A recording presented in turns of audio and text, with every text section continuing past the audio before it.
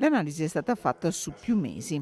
A ottobre, se consideriamo 1 milione di abitanti come riferimento, sono 4 i ricoverati con vaccinazione a Padova, 31 quelli che non erano vaccinati. Non parole, fatti, spiega Paolo Navalesi, coordinatore delle terapie intensive di tutta la regione, che da mesi studia e analizza con l'occhio della scienza. Il vaccino protegge dalla gravità della malattia, che il vaccino protegge dal rischio di morte dei malati più gravi. Il messaggio è semplicissimo.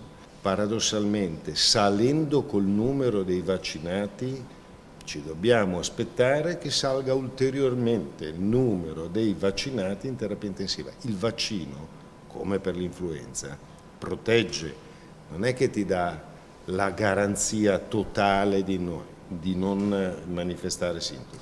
Quello che ti dà è una riduzione del rischio di sintomi importanti o addirittura di ricovero in terapia intensiva. Accanto al vaccino, le regole che ben conosciamo restano fondamentali: mascherina e igiene delle mani.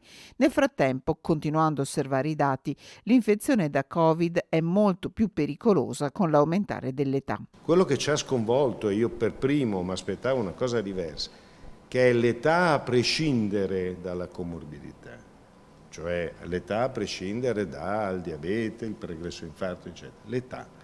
Quindi, ripeto, questo è un dato che dobbiamo tenere in considerazione. Poco meno di 7.000 i posti usati per la cura di pazienti Covid nelle terapie intensive della sola azienda Ospedale Università di Padova, il 17% dei totali, pazienti che hanno una degenza media più lunga e che grazie ai passi da gigante fatti in questi mesi anche possibilità maggiori di farcela. Un malato Covid che dovevamo intubare sopra i 10 giorni, a volte anche 28 o 30, non parliamo quelli che sono andati in ECMO, che erano i pazienti più gravi, dove, mi scusi, mi consenta un po' di vanità, a Padova abbiamo i migliori risultati italiani, per cui noi e Milano, ecco, quindi questo ci tengo abbastanza, 80% di sopravvivenza su quelli che erano considerati praticamente morti.